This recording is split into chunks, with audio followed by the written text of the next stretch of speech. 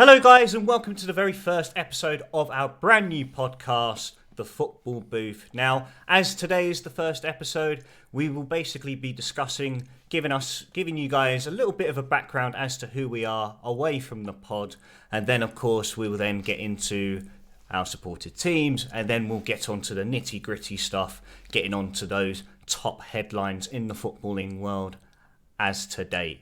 Hope you enjoy.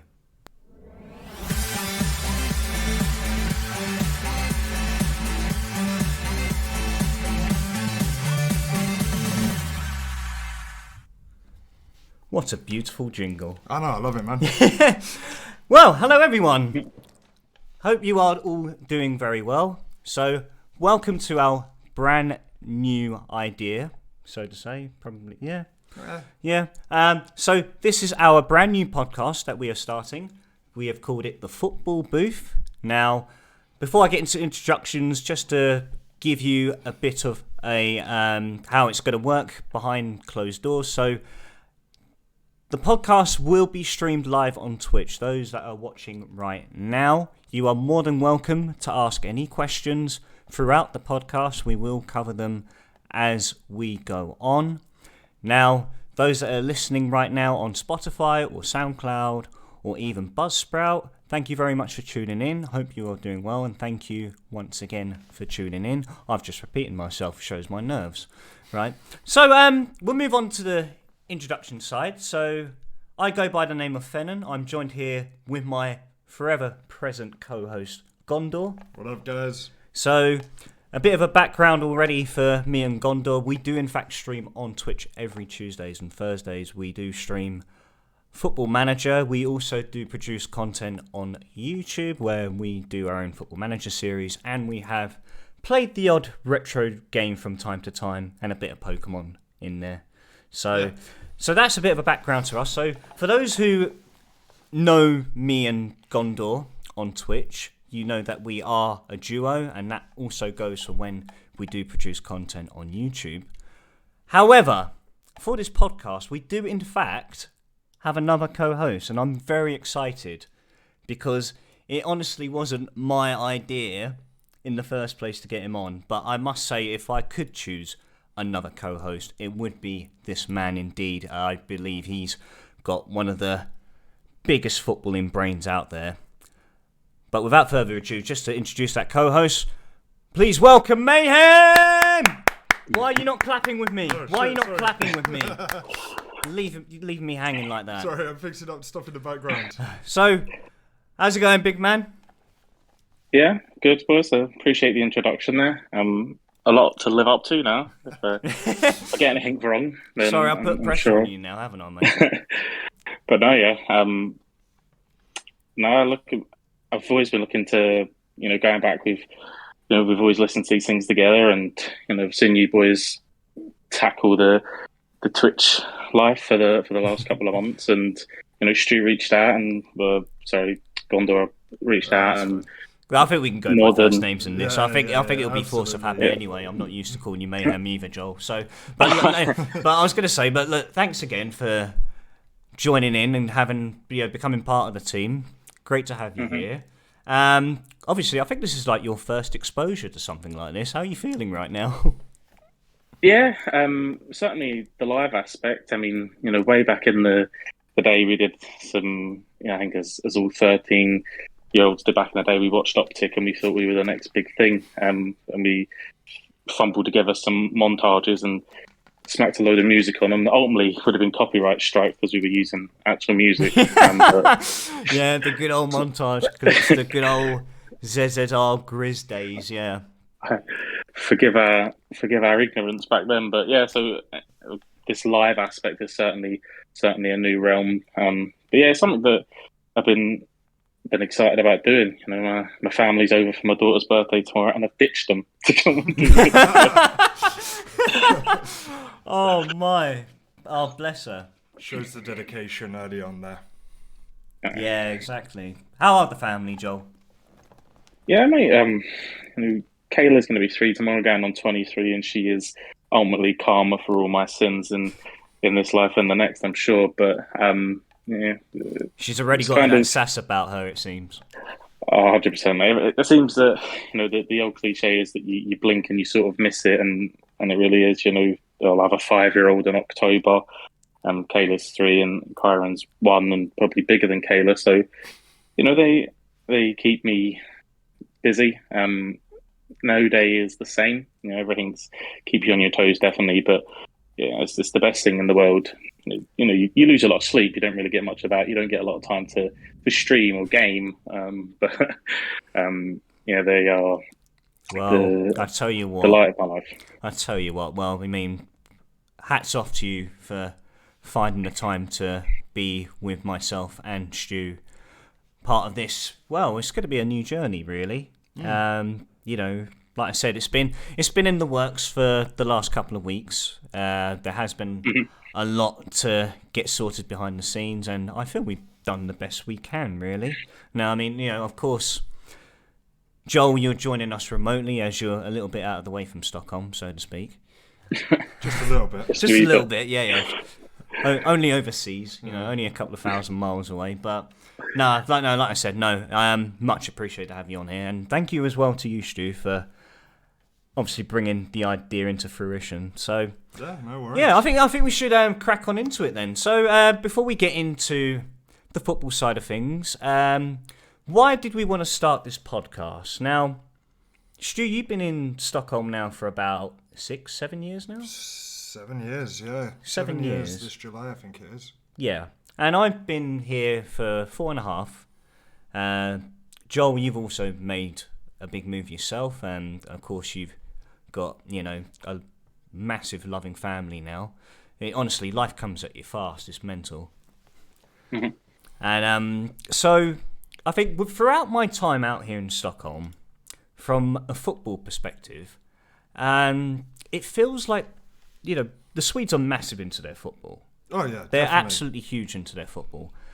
However, it feels like if you support a football team that has not been in the Premier League, they're very obscure to the lower tiers, and that's fair enough. I mean, they get, they have, obviously with their Swedish teams, they have the Allsvenskan as their bread and butter. That's their league, and then past that, they usually acknowledge the Premier League, they acknowledge La Liga, the Bundesliga. Occasionally Liga 1 as well. Yeah, well, mainly because of the likes of like Mbappe and then Messi go in there as well.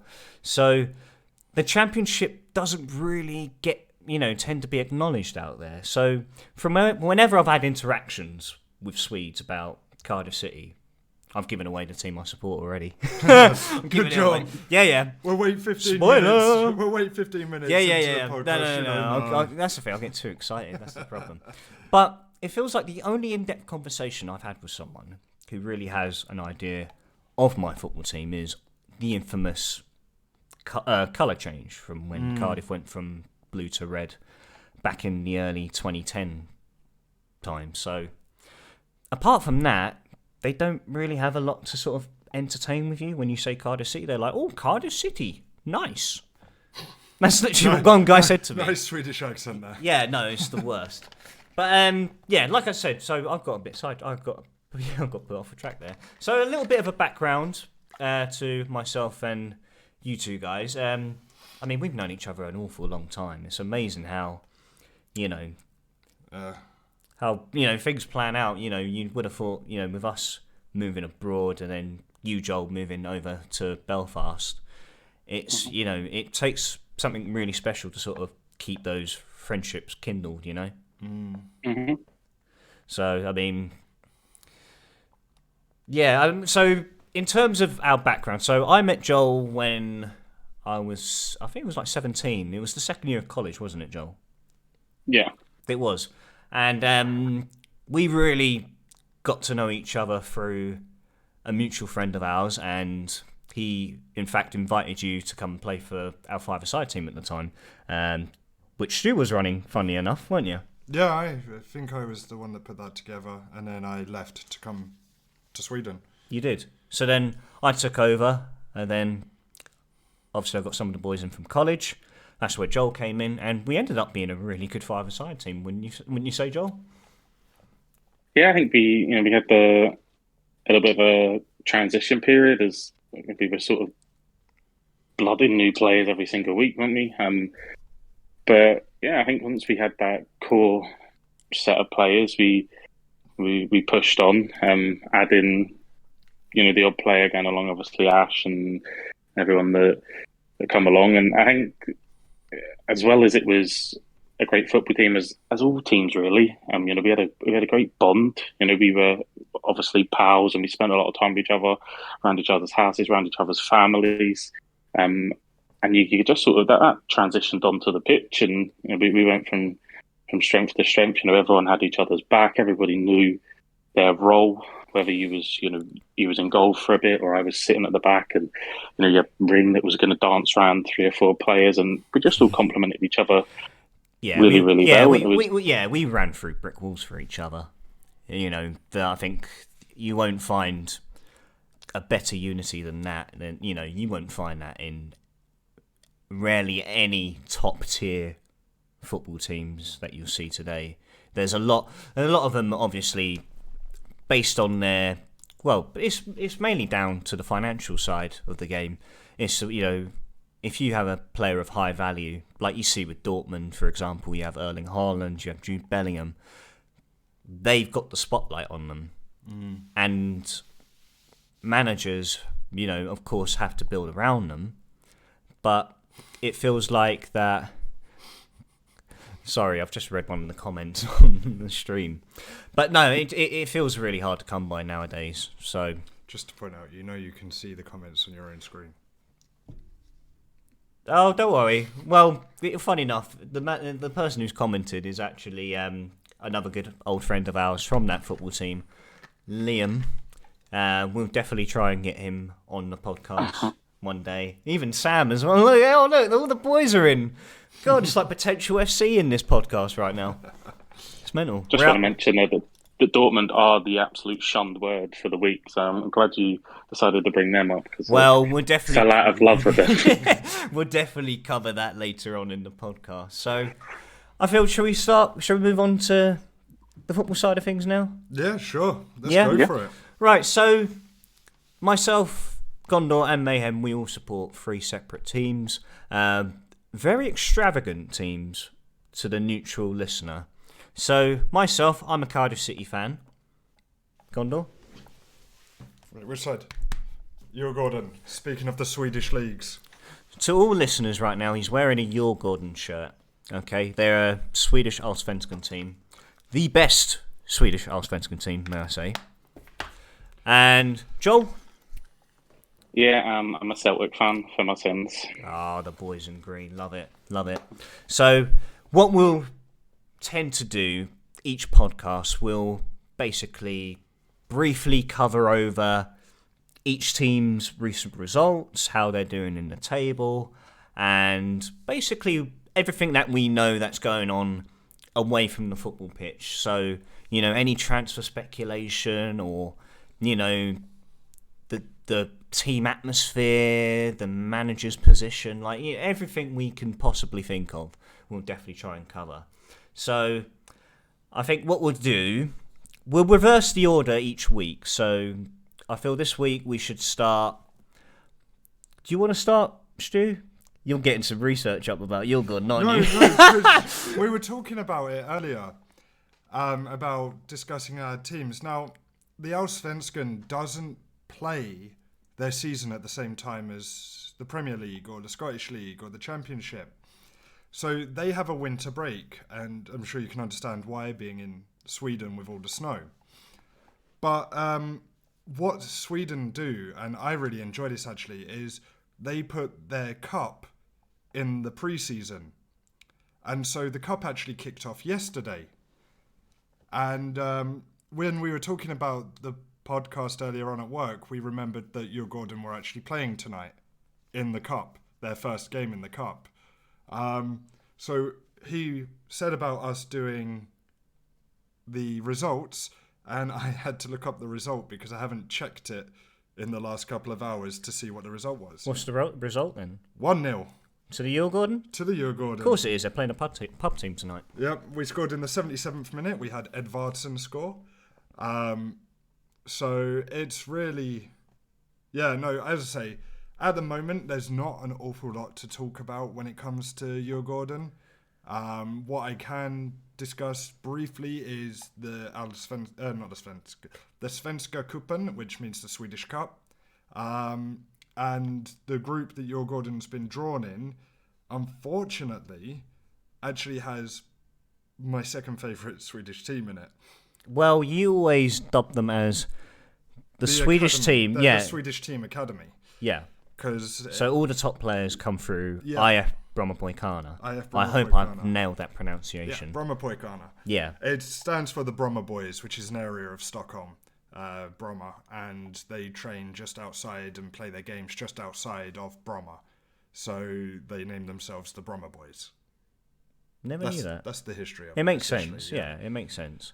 But obviously, where the latest Allsvenskan season has not started yet, as it works differently to how things work back in the UK. From what I recall, Djurgården came up short last season for the Allsvenskan title. They didn't did. It was close. Let's see if I can get it up. Because Djurgården. Third? Yeah, in the end we finished third. Third? I thought we were second. Djurgården were top for a good portion of last season, and towards the end they just had a run of matches that were not ideal, while two of the most well-known teams in the Allsvenskan, AIK or AIK and Malmö, both just had a fantastic time. And the final results, actually, Malmö won on goal difference, and AIK came second on goal difference, and then Djurgården came third, 2 points behind the top two. So tight up there. So tight.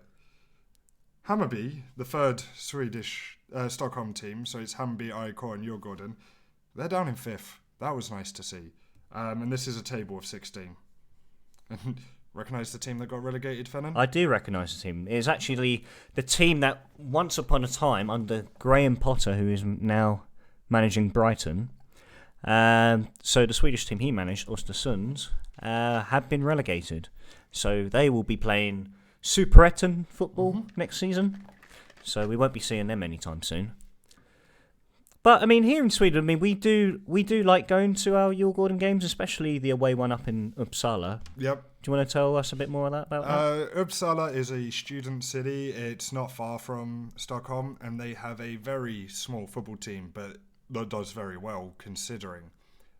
Their stadium is like a school football field. Like a shed, isn't it? Yeah, and it's like there's no seating, it's all standing. You just go around the outside, at least it was last time we went. It's all outside, no roof covering. And yeah, but it's a fantastic night out. We used to do a bunch of away days. We've done Uppsala, Örebro, Malmö. Sorry, going back to the stadium, I must say, they had one of the most amazing things there at that stadium. They actually have a pop-up Burger King there. They actually do. That. They actually have a pop-up Burger King there. Their burgers are terrible, by the way. But, I mean, like, it's just the funniest thing ever. When I first saw that, it was just like, wow. Yeah. Fair play, Sweden. Fair play. But yeah, because like as I say, we've actually got a group that we go to watch the football with, or did. I'm going to be the first to hold my hands up and say that with the pandemic, I kind of fell out of football, and I'm just starting to get back into it again now. Well, it feels like, you know, away from football, we seem to be slowly getting back to normal reality, don't you think? Yeah, definitely. But yeah, so we actually went with a group, and that's where I got the name Gondor from that group. So that's the kind of, what's the word I'm looking for? The kind of not consistency. I don't know the word, but like the group we go with, we were always going to away games together, home games together. Well, it was kind of like a ritual, wasn't it? Yeah, definitely. In a way, it was like a ritual. You know, like it wasn't much of a ritual because we didn't do it every week for every game, but it felt like with the Uppsala game, we tried to do Uppsala away every season. Yeah, absolutely, yeah. And that's definitely something we could look forward to for the next season as well. Absolutely. Maybe we should vlog it if we're allowed. We could try and play. We could try. We should get Joel help for it. Yeah. Get you on a plane, mate. We'll have to clear that with the boss. As we obviously I'm saving up for a wedding, so I don't quite know how we wrangle it. But Well, this is the thing as maybe well, yeah. maybe Morg, you're a groomsman, and we need to size you up. Unfortunately, you can't leave Sweden. You're a bit claustrophobic. Um, we'll fly out. I mean, if this goes live, so you can potentially listen to the excuses, so we'll have to come up with them off air. I'm just going to let you go out. Go on, fire away, mate.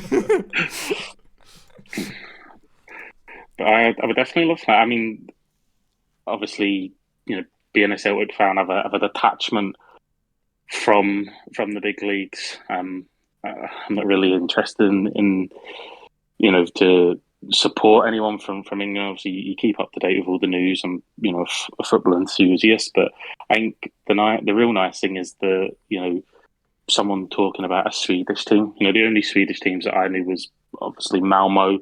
Love a bit of Malmo after what they've done at Ibrox this season. Yeah. Obviously, ARK because of how big they are. I now know. I won't butcher the pronunciation, but the team that you follow, obviously, I know Helsingborg. The Henrik Larsson connection. Oh, absolutely, yeah. But past that, it would just be those sort of big ones. So someone shining a light on a football team, like you said, if you're tucked away, how many people are like the rest of the people in Sweden and just know about the top leagues? So people talking about Cardiff and Celtic, I think it's a nice change from the monotony that you get from a football podcast. It's United fans, Liverpool fans, which is grand. If you support those teams, fair play to you, but it's very rinse and repeat. Stu is currently raising his arm. Yeah, I mean, I do have a Prem team. Obviously, I have a Prem team, and my Prem team is Liverpool. So yeah, had to celebrate that a little bit. Yeah, I tell you what, it's getting pretty tight there up the top in the Premier League for Liverpool. Win the game in hand, beat City. We're in for a shout. Well, I'll tell you what, we'll definitely cover that City game a bit later on. But let's move on to Celtic. I've been looking forward to all day to talk to you about Celtic, Joel. Now, I don't know how far back you want me to go because I know there's been one particular season which was absolute heartbreak, not just for myself. I mean, I can imagine how it felt for you and for diehard Celtic fans. I mean, obviously, I don't want to say the words. It's horrible, absolutely horrible. Mm-hmm. So what we'll do, I mean, we'll pave over that and we'll go back to last summer when Ange Postecoglou came in. Now, I don't know about you, but I got Ronnie Deila vibes straight away. He came from an obscure league. He came from the J League, if I'm correct. Yeah. And he came in. He took on the big job of... it was kind of like a rebuilding process, would you say? Oh, massive rebuild, yeah. And so... A huge rebuild. Yeah, and he did, in fact, bring over quite a few players from the J League who have absolutely... I must say, who have absolutely hit the ground running.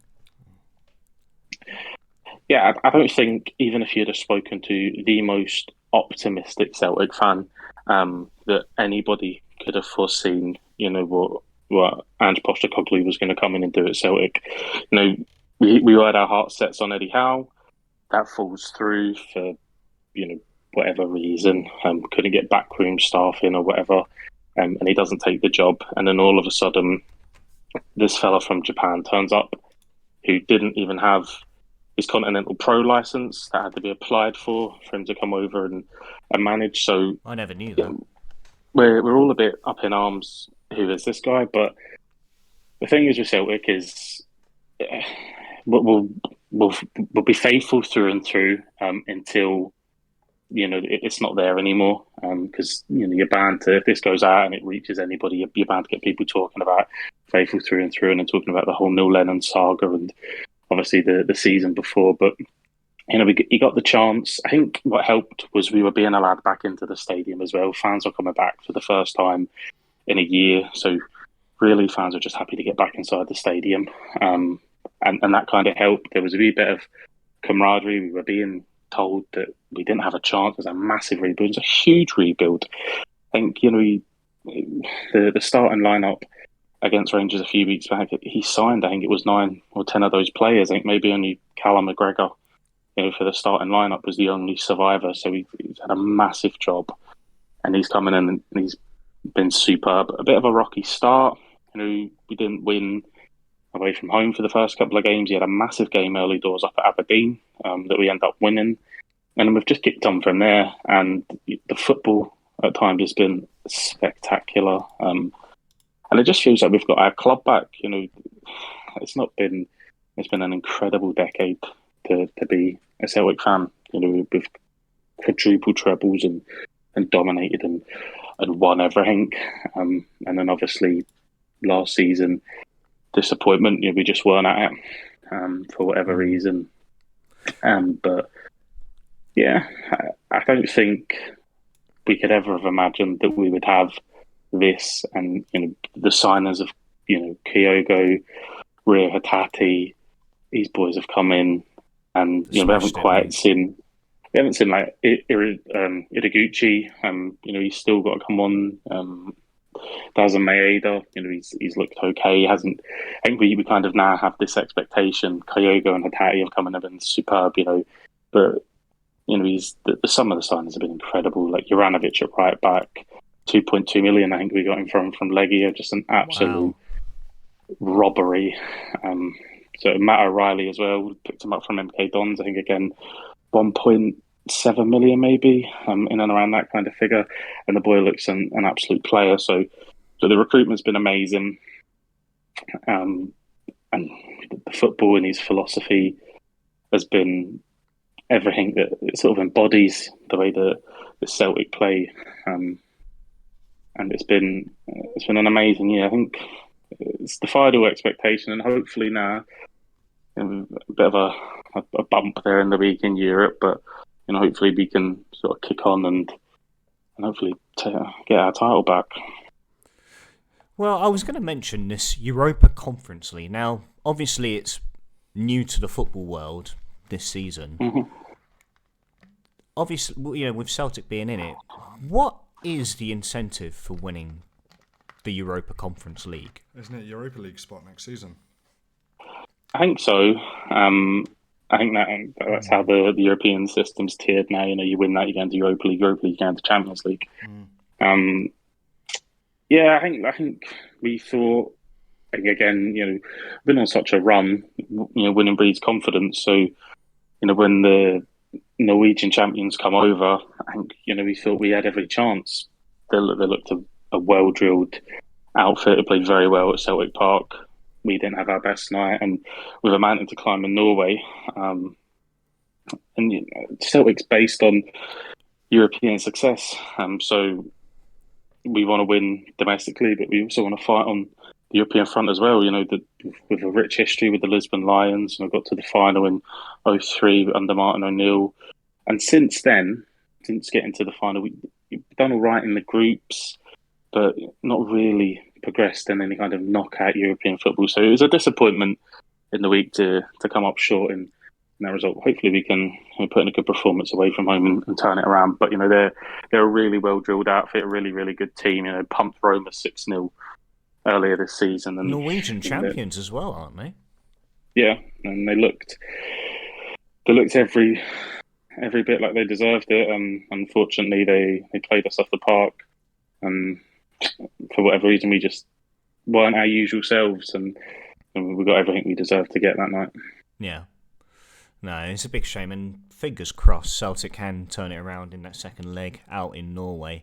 But going back to I'm only asking you this because back in January, Neil Warnock was linked with a move back to Cardiff City, and obviously there's a lot of people always say, the second coming of a manager always falls flat, and we saw that firsthand with Neil Lennon. What were the exact pinpoints as to why a manager's second coming always seems to go so badly? I think if we maybe compare it to Neil Lennon in his first stint, he beat Barcelona. Brilliant! He won titles. He had success in Europe. Making the latter stages of the Champions League, and then he he kind of just left. I mean, the man has played for us for a long time. He comes from Northern Ireland. He had a very tough time with being a Celtic player, being from Northern Ireland in that period of time. Things being sent to his house, nail bombs, and being Celtic manager, that kind of brought it all back. That kind of ridiculousness that comes with Northern Ireland, unfortunately. And he stepped away for the sake of his health and his family, and we got that. It just kind of come out of nowhere, and then he picked up the Bolton job very quickly and did nothing in it. I think that for Neil Lennon, it was that he come in as an interim after we were dumped by Rodgers, and we just kind of thought, right, fair play for stepping up to the mantle. He goes on, he secures the treble, and I think at that point, the fan base expected him to step aside, the board come in and appoint another manager, like they did with Rodgers after they see the success that Brendan had, and they didn't. They stuck with Lennon, and ultimately we unfortunately fell very, very short. Yeah. Well, it's like I said, Celtic are now going through a somewhat, well, in the league terms, they're going through a massive purple patch as of late. Like, compare the team back to then to now, it's night and day. And it just felt that on Thursday, just things went terribly wrong. It felt like a very bad night. So hopefully Celtic can turn that around in the second leg. It won't be easy. Was it 3-1 in the end, I believe? Yeah, so we get ourselves back into the game, and then I guess we're kind of going all out to maybe nick an equaliser, and they hit a shot from about 20, 25 yards. It deflects and goes in, and we leave ourselves a mountain to climb down to Norway. So tough night. Unfortunately, I wish I could kind of say that we didn't get the rub of the green and they got lucky, but they were just, I think, far superior on the night, and we didn't do enough. We were poor defensively, poor with the ball, not really penetrating enough, and it was a flat performance that we haven't come to expect from Ange Postecoglou at all. Yeah, no, absolutely. It was definitely something that we wasn't used to that night. So, but yeah, fingers crossed they do turn their fortunes round. I do have to say I am looking forward to the next Prem game after that, though. The Prem game? Oh, yes. Hibs away. Stu, do you want to shed some light on that? Hibs are the team I follow in Scotland. I feel like I follow a team in every country. I was going to say, you just can't make your mind up. Everyone's just going to think you're the biggest plastic going. More plastic than Joe Weller. Hibs are a team that I don't actually support or anything like that. I just follow and hope they do well for my dad. Yeah. It's a team that he grew up following, and if he was watching the game at home, I'd watch it with him. So I just kind of keep half an eye on them and hope they do well. Yeah. Well, I have a big affinity for Hibs as well. I have a big affinity for Hibs as well. If it wasn't for Hibs, then Celtic wouldn't be a football team. When Celtic were founded, Hibs give Celtic the kits to be able to play. So, Hibernians has a place in Celtic's history. Sean Maloney's in charge at the moment as well. He is, yeah. I did see that. But while that affinity's there, I hope we absolutely trounce him on Sunday. I would have preferred if it was the wee Huns, as you call them, Hearts. But so but look, we'll move on. So before we move on to probably the worst team out of the three, we do have one question. We got a question in from Sam. Sam is also another close friend of ours back home. So he has a question about your team, Stu. So from someone who doesn't follow the Swedish league, have they always been the top team, or is it a recent improvement? Development, sorry. Well, that's a tough one to answer, really. Djurgården have been in the Allsvenskan since I've been following them, but I wouldn't class them as a top team. I know Morgan said that they are the best team in Stockholm. Realistically, they're not. We actually have this horrible tradition where we lose every derby game. I hate it when you start getting realistic. No, I know.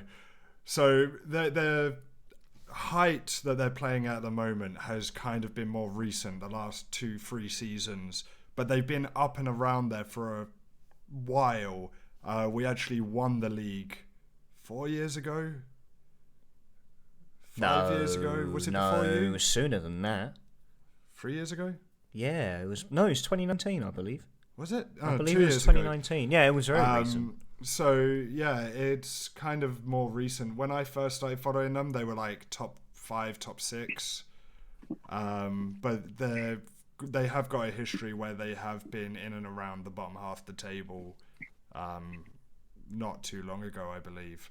So while they're a Stockholm team, they've got the money. Even though they're the poorest Stockholm team, I think, they've still got more money compared to other teams in the Allsvenskan. Yeah, but I mean they're part of that Sweden, like the Allsvenskan top 4. At the moment, yeah, they're definitely in the top 4. I'd even argue they're definitely the top 3. So with them getting top 3, will they be in Europe next year? Does that get them into anything, like the Conference League or anything? I think it would get top. I don't know about the Conference League edition. Well, the Conference League could go down to probably around 5th, 6th place. Yeah, because I think it's the top 4. So you have the top 2 that go into Champions League qualifiers, and then you have 3rd and 4th that go into Europa League qualifiers. Because I do remember there was one season where Djurgården had just missed out on the title, but then Hammarby missed out on 4th place. And I remember a lot of Djurgården fans basically taking the piss, saying they haven't made Europe that year. So I'm almost certain that, yeah, 1st and 2nd go into the Champions League, and 3rd and 4th go into the Europa League. So I imagine now that 5th place spot in the Allsvenskan will be allocated to the Conference League. But honestly, it's such a fast fucking tournament, I must say. I don't know how they can. Well, it's a money-making scheme, isn't it? I think that's it. The pyramid scheme, the ones at the bottom that get pumped, and then it's a way to sort of bring a competition around that they can still compete in knockout football post-Christmas. Yeah, so I think it's top 3 get European football. Top 3? Top 3 get European football. Oh, wow, okay. And I think also the winner of the Swedish Cup. Oh, yeah. So they'll get European football as well. Yeah, I think that makes sense. Because Djurgården won the Swedish Cup final against AIK that season. Yeah. That's why they got the Europa League place. Yeah, and I think that's how Östersunds got in as well, is they went through the cup. Okay.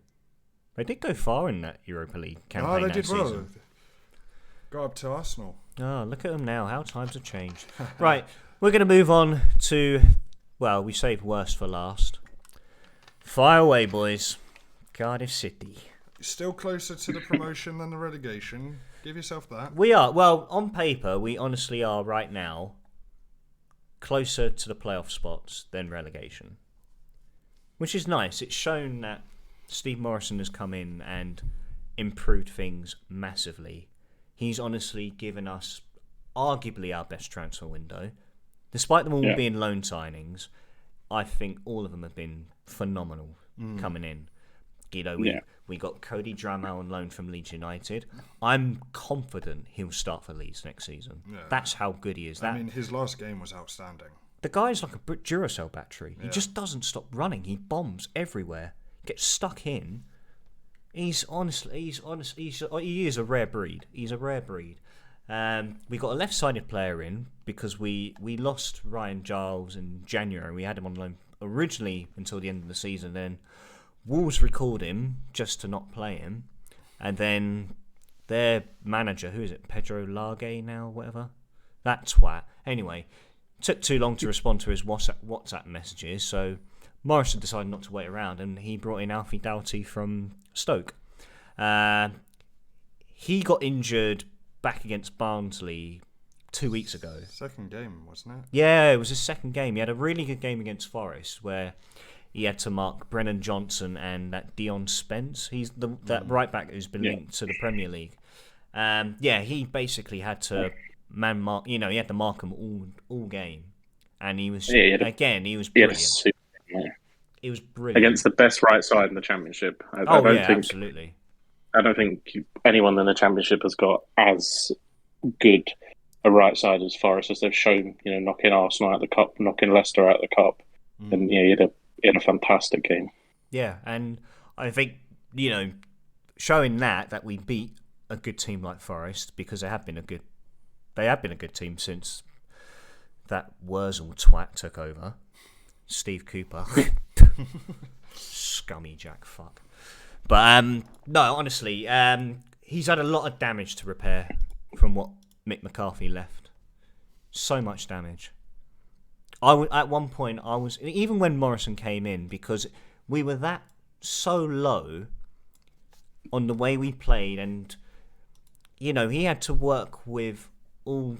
He inherited all this shit that Warnock brought in, that Harris brought in, that Mick brought in. Like, I'm not saying that they were bad in the transfer windows. They still did their business. I mean, we had Neil Warnock that gave us the privilege of watching the likes of Victor Camarasa. And my God, did that boy give us some fantastic moments in the Premier League campaign. You had Neil Harris, who brought in Kiefer Moore, who, unfortunately he's gone now. As bad as it sounds, like I've said to you boys before, I don't miss Kiefer Moore. No, you said that, yeah. That's because he's always on the physio's table. Rarely do you get him fully fit and firing. He is, honestly. He's out with a broken foot. He's out with a broken foot now. He's out for 2 months. He may hold the record. He may hold the record for the amount of times that a player has tested positive for COVID in a season. Oh, so, mate. Oh, yeah. 25, I think. It will be. It's ridiculous. But, no. Put that one on his mantelpiece. Yeah. He's got them all fucking lined up, hasn't he? Next to his lateral flow, lovely. Bloody hell. Fucking hellfire. But, no. Like I said, I don't think we miss him one bit. I think Jordan Hugel's come in. He's someone that I was very unsure of when he came in, because obviously he's best known for his time I think he was at Preston. Yeah. Did really well. Got a big move to West Ham. Signed for 10, 12 million. Couldn't hit a barn door for West Ham. I don't think he barely played either. And then he had loan moves out at Norwich and West Brom. Did fairly okay. But ultimately I wasn't convinced. And he's come in and he's a workhorse. Works his arse off. Drops deep, gets forward. His ball control is brilliant, I think. He just holds the ball up so well. And I mean, we look a completely different team now. Now Morrison's got a window under his belt. He's got the players he wants, and he's getting us playing the way. I mean, we've wanted to play like that for years. The eras we had to play under with fucking. We've had the likes of fucking Paul Trollope, for fuck's sake. Remember that twat, Joel? Yeah, I think he probably won't get the credit that he's due, Morrison. But there was for a little while there was a real worry that he's were going to be playing League One football next season. Oh yeah, without doubt, yeah. It was disjointed. It was all over the place. Just even the lineups that Mick McCarthy. I'm not a football manager. Well, I am virtually in my spare time, but I'm not a professional football manager. But some of the people that he's leaving on the bench just week in, week out, when you're looking at the lineups, wondering why Cardiff not doing well, and you're wondering the problems that there must be going on behind closed doors for him to keep persevering with the same players that are letting him down week in, week out. But Morrison's come in, and the one thing, even if he's not the most tactically sound manager, he certainly got him playing for the badge.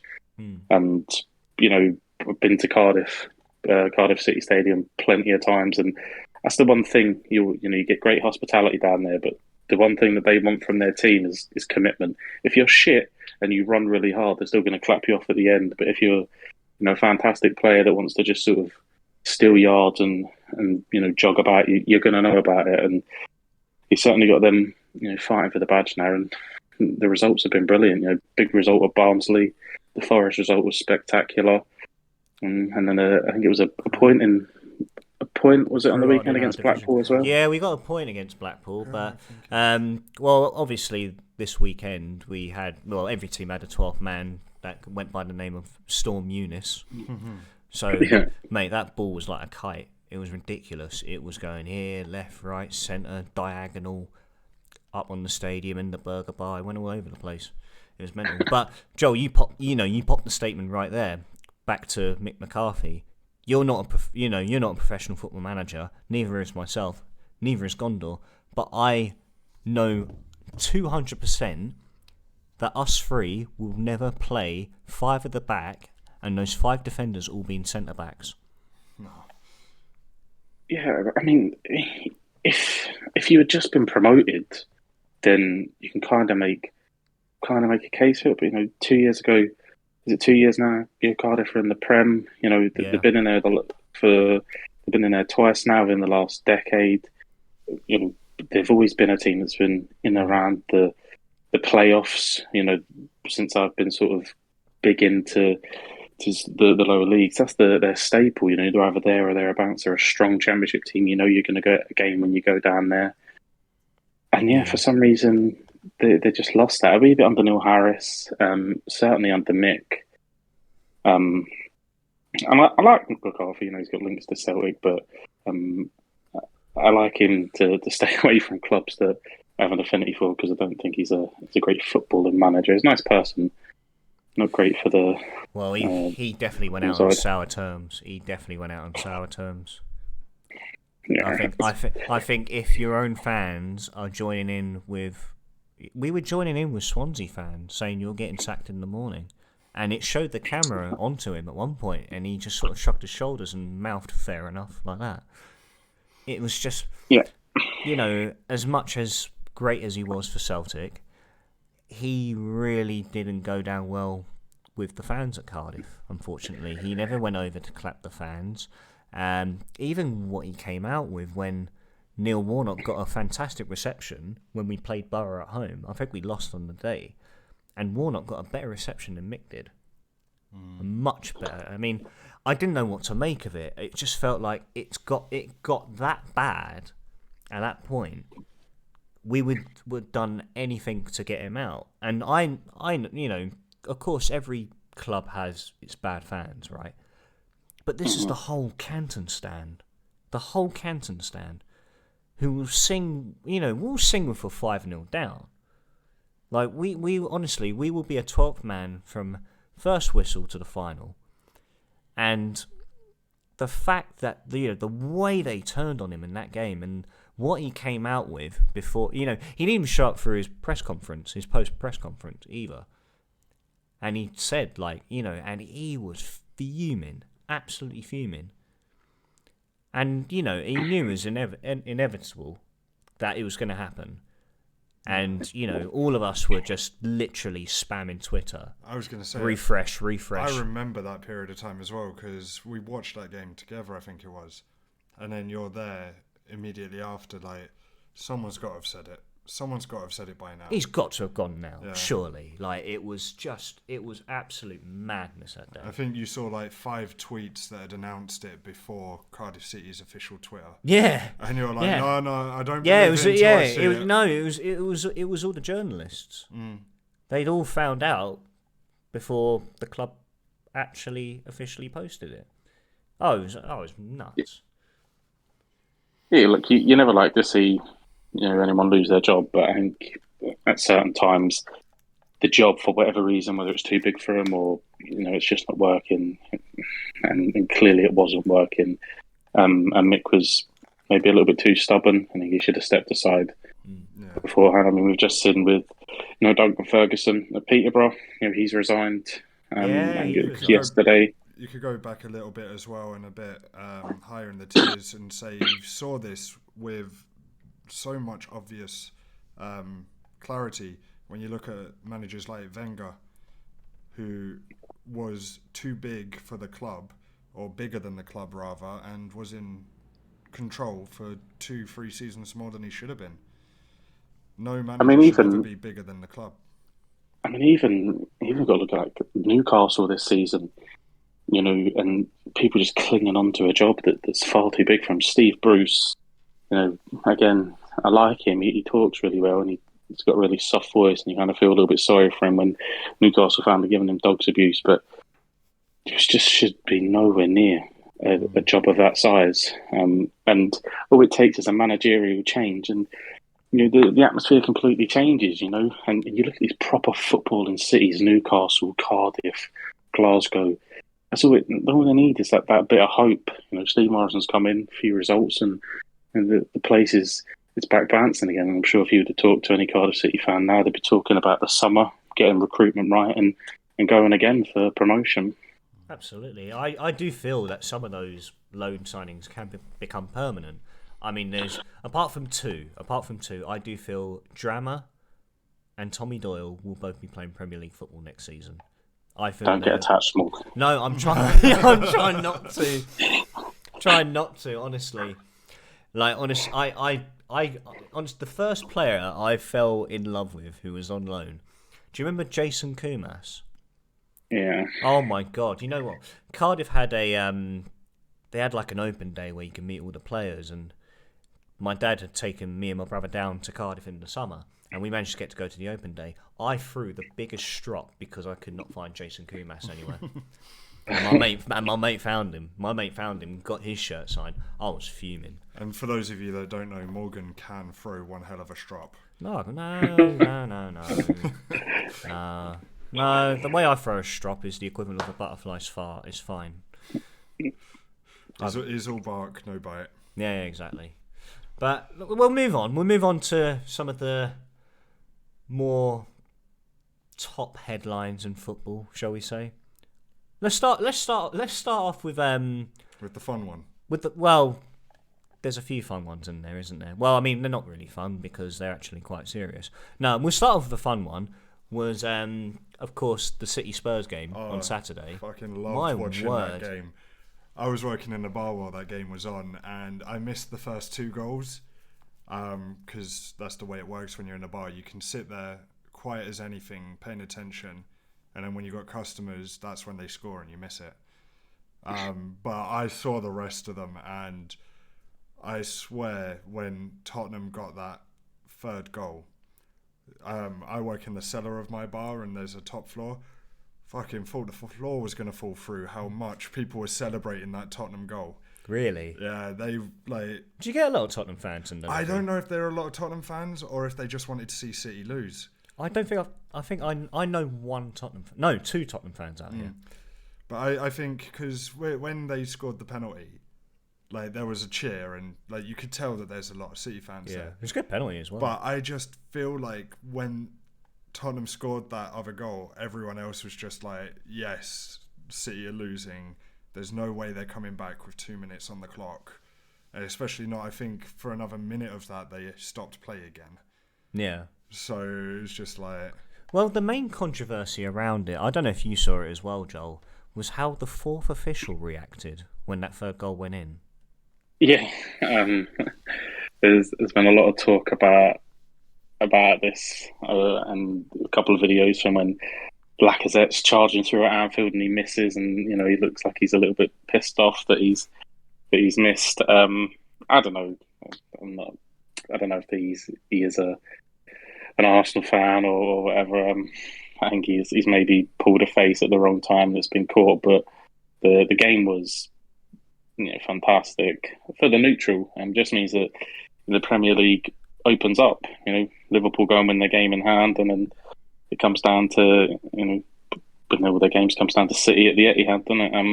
And it makes for a more interesting watch than what it was last season. So hopefully Liverpool can put it together.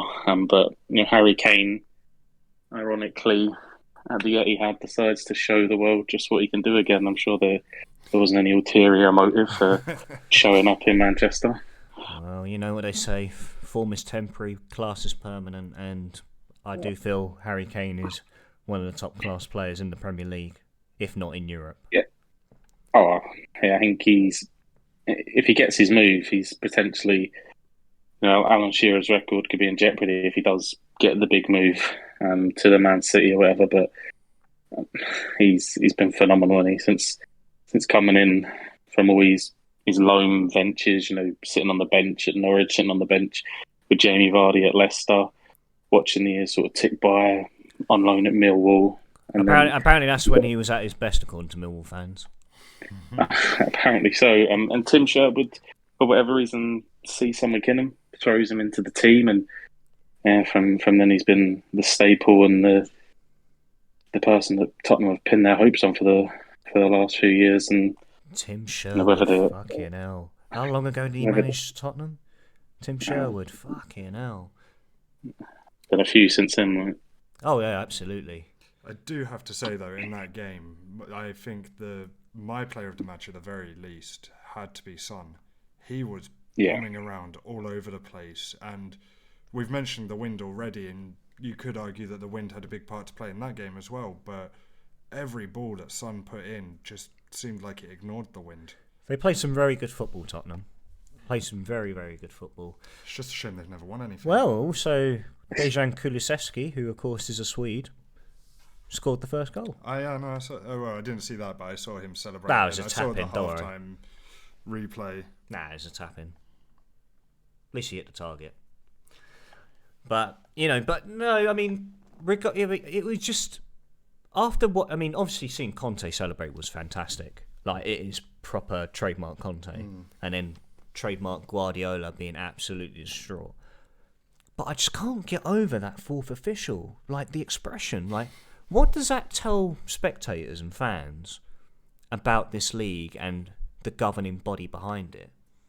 I mean, unfortunately, mate, I watch Scottish football. I'll not get too deep into the. Yeah. Oh my, no, we won't go SFA. Absolutely, no. But I think, maybe he does have some kind of. He certainly looks very disappointed that they've scored, and they've managed to dig out other clips that sort of back up that he may not be Tottenham's biggest fan. As a fourth official, I think he's fine. He's not affecting the game. Yeah. If he'd have come on, obviously. If the ref gets an injury and he comes on, then that's a completely different thing. If he's just going to stand there and put the board up for time added on, grand. But yeah, I think the problem is if a referee says that they support a different club, then they sort of have to take them on their word. Are they being truthful? Over the years, it's come out plenty of times in Scotland that people have lied. They've said they've supported a different team and actually a Celtic fan or they're a Rangers fan, so they can ref in the big games, as they all want to do, of course. If someone says that they're a Tottenham fan, they're straight away excluded from ever being part of the North London derby, one of the biggest derbies in the Prem. So they want to be part of the big games, and maybe that's he's told a white lie and he says he supports Tranmere or something when he's actually a die-hard Arsenal fan. Who knows? But shocking. Yeah, but just puts it on for the cameras, doesn't he? Him jumping up and down with bloody Tranmere fans, getting the bin, Mike. But I mean, and then past that, I mean, that was crazy enough as it was. That result, it was absolutely mental. I mean, away from the football side of things, it feels like there's been a few certain Premier League footballers that have just completely lost their heads. Like, just to name the obvious, Mason Greenwood assaulting his, I assume now ex-partner, and Kurt Zuma booting his cat around his gaff whilst being recorded in front of his child. Laughing. Like, what the fuck is going on? I mean, that's terrible. I'll focus on the Kurt Zuma one there. I actually had a massive issue with West Ham for that one as well. I think we all deciding not to go any further until the RSPCA got involved and Adidas dropped his sponsorship, and then deciding to fine him £250,000 and start him in the game. It was crazy, and David Moyes turning around saying, "Oh, it was a footballing decision." Like, surely there's a limit as to when you separate football and everyday life. Yeah, because the footballers aren't just sportsmen anymore. They're icons. They're people that others will look up to. Role models. They're role models. if you have an actor that does something stupid, they don't get parts. If you have a footballer that does something stupid, they need to suffer. They need to face the consequences. It's not okay just to say, yeah, he's a good footballer though, so we're going to start him. Yeah, like I think the whole punishment system within football needs to be torn down and built back up. We're talking about someone hurting an animal, which is no normal person's going to do that. But Mikel Antonio was talking about the fact that this is very different the way the black man's being treated than in the likes of Suarez that racially abused Patrice Evra, got a couple of game bans, no sponsorship, dropped Suarez. So I think same with John Terry as well, I believe, wasn't it? With there's a massive incident. There's a massive problem in football. One, I think footballers just think they can do whatever they want because of the way that they're almost put on that pedestal and looked up to, as gods in some places. Liverpool and football in cities like that is ridiculous. And the likes of Mason Greenwood in Manchester as well would have been from 11-year-old in the academy, probably told yes, yes, yes to everything, never told no. It wasn't in his vocabulary. So the punishment system needs to be massively looked at, and there needs to be perspective. If where do we go with the Kurt Zouma? What kind of punishment can you push out? When I think, but as far as like a 9-game ban for it was 9 for racially abusing games, someone. So and like you said, there was no sponsorship drops. He was still available to use on FIFA and Football Manager. That seems to be quite a familiar thing nowadays. You obviously see with Mark Overmars with his incident at Ajax, and then all of a sudden you check your Ultimate Team for the first time in 2 months and see that they put out a notice saying that they've removed him from the market. It's just like... But I think with that one as well, though, you've got to remember as well that these video games that we talk about and that we play, FIFA and Football Manager in particular, they've always had a following. FIFA more than Football Manager. Football Manager has been more niche. Yeah. But nowadays, there's not a person in the world that hasn't at least tried playing one of them.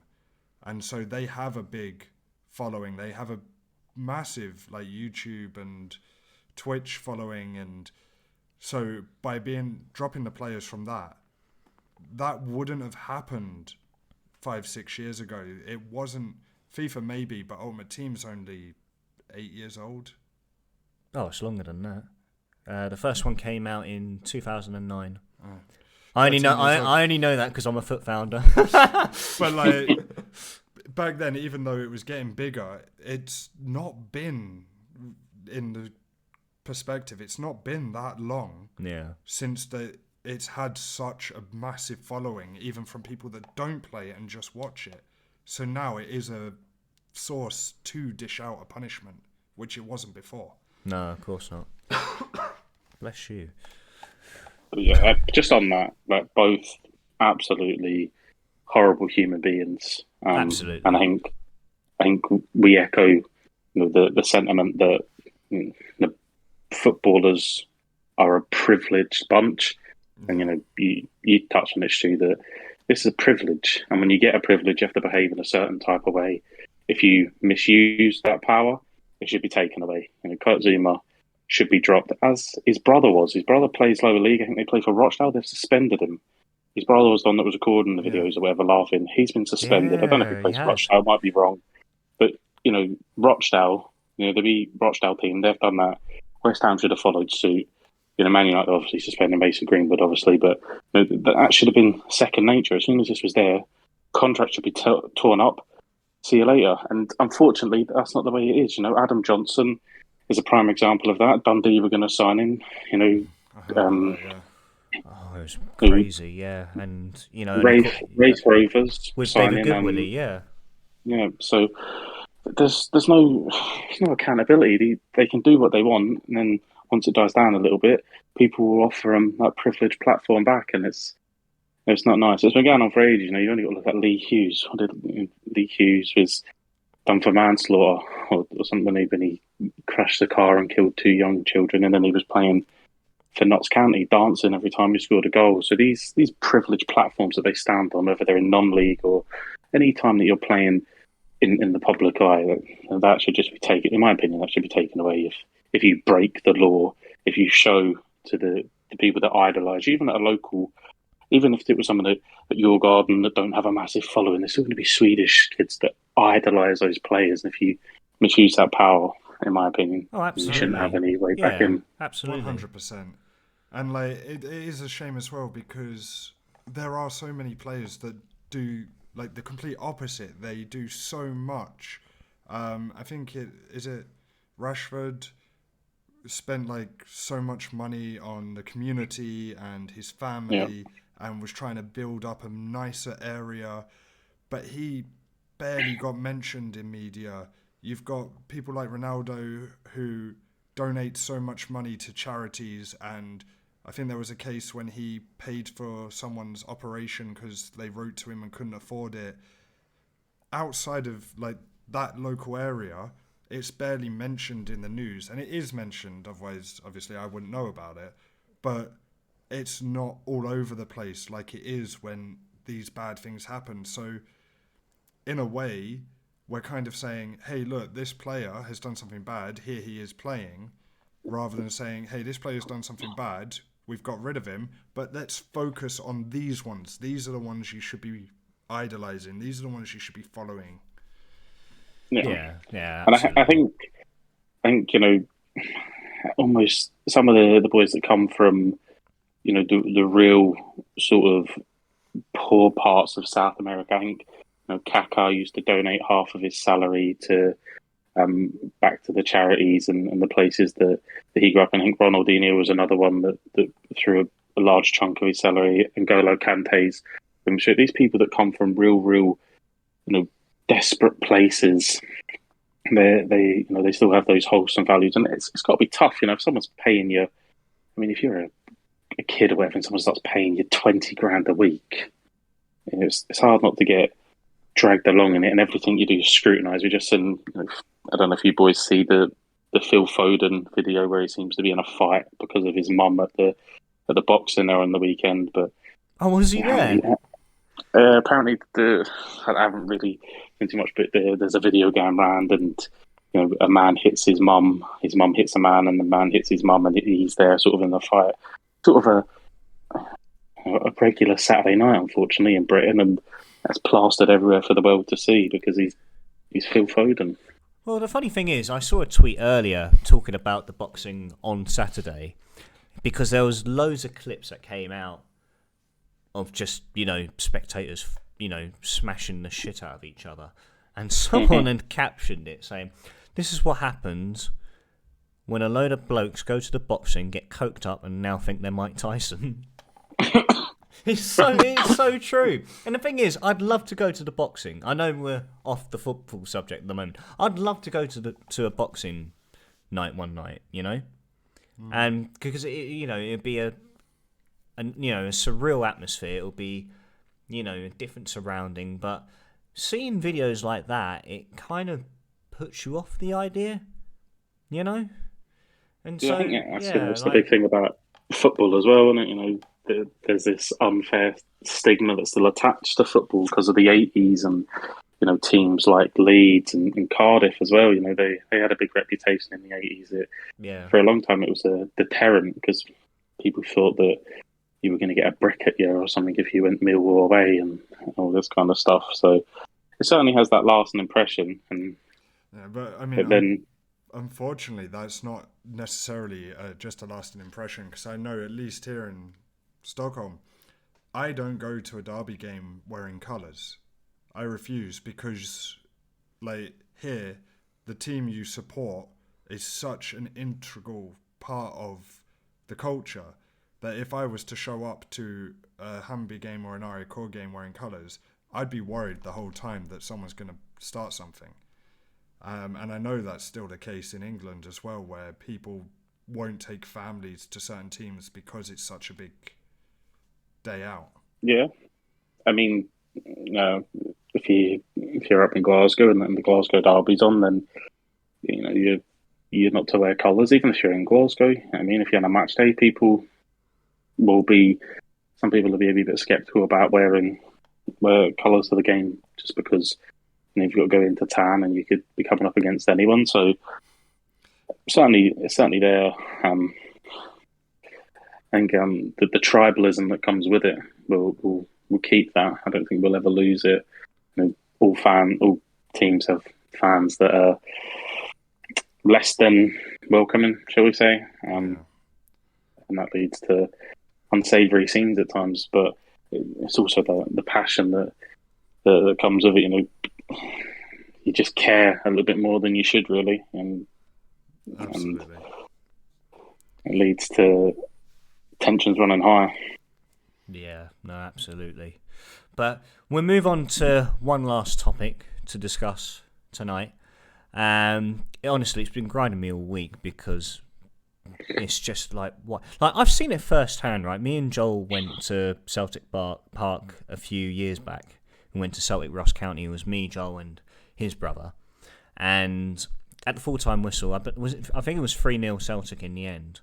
And it was it was a rare game to see Edouard in the flesh when he was playing for Celtic, which was, brilliant. Like, it just showed, he was head and shoulders above that league. And right at the end, we had noticed that there was a fan with a sign asking for Edouard's shirt. Now, obviously, Edouard came over and gave his shirt. It was a very heartwarming moment. But now, I'm seeing every week these gormy little twats, right, with their old girl who's encouraging this shit like it's fucking WWE NXT or whatever, like standing in the stand, like purposely sitting next to the tunnel, right, and getting these signs out, asking for players for shirts. Like, surely that's something we should keep away from football as well. Yeah, I mean, getting a shirt, it's another one of those things, like, I feel like in football, getting a shirt is like if you go in America to the baseball and they hit a ball up in the thing. It should be a potluck. Yeah. They throw a shirt in if they want to. There should be no forcing it. Because a few years ago, players would just swap shirts with other players on the team that played. Yeah. And it would be like a trophy of, hey, we played this game. It was a good game. Or they'll throw it into the crowd. Yeah, exactly. And then whoever It's catches it potluck. first, it goes to them. But then obviously you always have some scumbag trying to steal it off someone. Like you just see like a fully grown man trying to steal it off a 10-year-old girl. I mean, what's your stance on it, Joel? Yeah, I don't like where it's gone. I think at the start it was fine. You'd have maybe one of these signs, and like you said, we witnessed it firsthand, and you see the pure excitement and happiness that the kid had from Edward giving him his shirt. But yeah, now it's kind of bordering ridiculous, isn't it? And like you say, the tunnel is just decorated with these things, and it's kind of gone beyond it. It's not just a small thing they're holding up now. These are like massive sheets of paper that it looks like they've worked on for weeks just to bring to the football to try and get a shirt. Yeah, worked on it in arts and crafts lesson, and now when you see players trying to walk to the tunnel, they don't know if they're walking down the tunnel or walking into Clinton's. It's ridiculous. And I think that still happens, where players have agreed to swap shirts. So if Bruno said to whoever, "Yeah, I'll give you my shirt after the game," that kid's devastated at the end because of his shirt. But it could have already been agreed somewhere else. So yeah, I think it dilutes the atmosphere a little bit at the end.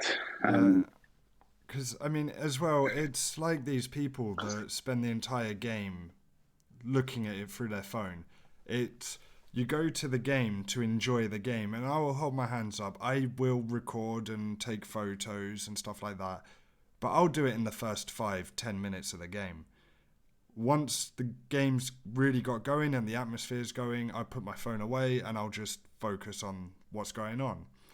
But if all these people are spending their time just waiting for the end of the game to get that shirt or hold up these signs, it's gonna have a knock-on effect where people are not gonna be going to the game to watch it anymore. They're gonna go there for a trophy, to be like, hey, I got this from the game. And they're taking tickets away from people that actually want to be there and witness the game and focus on that, and then leave the game afterwards and have the post-game chat that most people will have. Yeah, and I think the big sort of contenders are the ones that have it. You're rarely seeing these signs at Burnley. Turf Moor isn't riddled with signs asking for Ashley Barnes' shirt. It's at the big clubs with the massive players, and like you said, they're potentially not there to watch the football. They're literally just there because they've made a real nice sign and they're going to try and get a shirt, rather than taking the game in. And how many people, kids probably from London, travelled up, probably his first United game. When will he get back? And he's dedicated his whole time to making a sign, and then his mum's decided to make a TikTok video of her son being rejected, which is even weirder. Well, she's TikTok famous now. He's actually devastated, and his mum at the end of it thinks, but think of the likes. Fucking throws it up on TikTok. Yeah, silver linings, right? It's so funny as well. How much does that kid look like a young Ole Gunnar Solskjaer as well? He's absolutely devastated at the end. You know what? It's a priceless look on his face. Where are the days, the good old days, when it was mates putting up horrible videos of mates? If the parents are now doing it, it's the end of days. That's why kids are knobheads nowadays. Imagine when he goes into school. Oh god. Oh my god. No, that kid's a homesitter now for the next year. No, he's not going to school anytime soon. All teachers send work at home to Ollie Jr. Do your geometry at home, sunshine. But I feel we should start to wrap things up here. I feel we've had a very good first episode. No, it's been enjoyable. Yeah, I think we've settled into it. Obviously, we've discussed quite a lot of topics that have kind of got us riled up here and there. Probably just me. I don't know about you two. But I like to end the podcast on just one question. Just one question for you both. And honestly, it's whatever you feel. Boys, what does football mean to you? See, now I know that you told me this earlier, and I said I'd have a think about it. You haven't thought about it? I ain't thought about it. For me, I suppose football is it's a link to like my friendship groups. So I've obviously mentioned I support Liverpool. That's because of you. I follow Hibs because of my dad. Even Djurgården, like I tested each Stockholm team out a couple of times before I chose one. But a big playing part of that was the group of friends that I made during my first 2 Djurgården games. And when I go to the football, I'm going with a group of friends and stuff like that. So for me, football is very much just a nice reminder of the people I got around me and good memories or stuff like that. And it's like, I can go to a game and it can be a shit game, like really boring, and have a good time. I can go to a game where we get absolutely slaughtered and have a good time. Not as good, obviously, but for me, it's all about those connections that you make while talking about football, watching football, playing football. So, yeah. Nah, I'll break that, man. It's beautiful. How about you, Joel?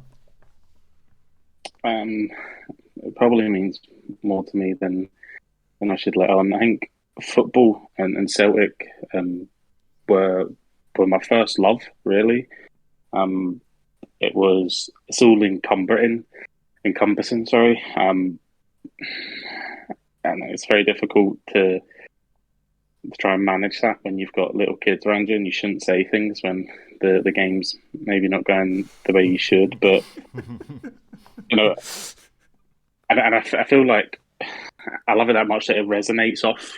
So become anyone really in my friendship group will maybe have like a slight affinity towards Celtic because I'm that passionate about it and talk about it so much. Obviously, Morg's come to Celtic Park, and there's other people in that group that want to come up, and we'll certainly get that sorted. For going to see games, and yeah, it hurts.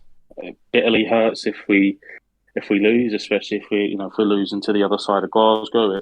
It's really really tough. It can be some really dark moments, and the opposite of winning league titles and trophies and seeing everything, going back through the years and learning the history and loving players that you've never even seen kick a ball. The love you have for Billy McNeil, and you've only ever seen him on a video player, your granda talking about him, and I guess family as well. Celtic. You don't really pick Celtic. You're kind of born into it. Your granda, your granda's, your great granda. They're all Celtic fans, and they'll tell you the stories of the Lisbon Lions, and then your dad will tell you the stories about Paul McStay and stopping Rangers winning 10 in a row and being in South London hanging Celtic tops out the window when we stopped them. And ultimately then I'll go on to tell my sons about when Celtic done a quadruple treble, and it was an incredible time. And hopefully we'll have many good times, and they'll be able to go on and tell their kids about. But yeah, my first love, and then I guess the family aspect as well. You're born into this, but you wouldn't have it any other way. Absolutely. Nah, love it, mate. Absolutely love it. So go on then, Vernon. What's it mean to you? I mean, I live and breathe it. I completely live and breathe it. It feels, you always have that underdog spirit in my mind. Especially as Cardiff. Sorry. Like I've seen Cardiff shithouse their way to promotion. I've seen Wales play in a semi-final of a European Championship, the first one they've reached in over 50 years. But what gets to me every time is the goosebumps. And when I mean the goosebumps, I mean hearing that Welsh national anthem, hearing that Cardiff City Stadium packed out like a fortress, and you hear the Welsh national anthem, being at away days with loyal, true fans, because you'll find that a lot of clubs now, they've turned into tourist clubs, and I felt that way, not completely about Cardiff, but it feels like we only pack out the place when we're doing well. They don't stick with them when we're going through the dark times, like we have done in recent months, really. And so I just feel for whatever reason, I always get dragged back when it comes to Cardiff and Wales. As you can tell by my accent, and to listeners and people watching right now, I was born in London, but I had a Welsh father. I'm not going to go into the backstory in terms of, everything else, but he was the one responsible for taking me to my first Cardiff City game. I always say to him, I was born in England, but I was made in Wales. And that's what football means to me. Nice. Guys, thank you so much for tuning in. If you are listening on Spotify or SoundCloud or Buzzsprout, please make sure to give myself and Gondor a follow on the Twitch channel, twitch.tv/Gondor_gaming. Also check us out on YouTube, where we also stream content if you're into Football Manager and any other retro video games. Thank you again for you watching. Stu, thank you for your time. No Joel, worries, man. It's been a pleasure, mate. Thank you very much. Thanks for having me.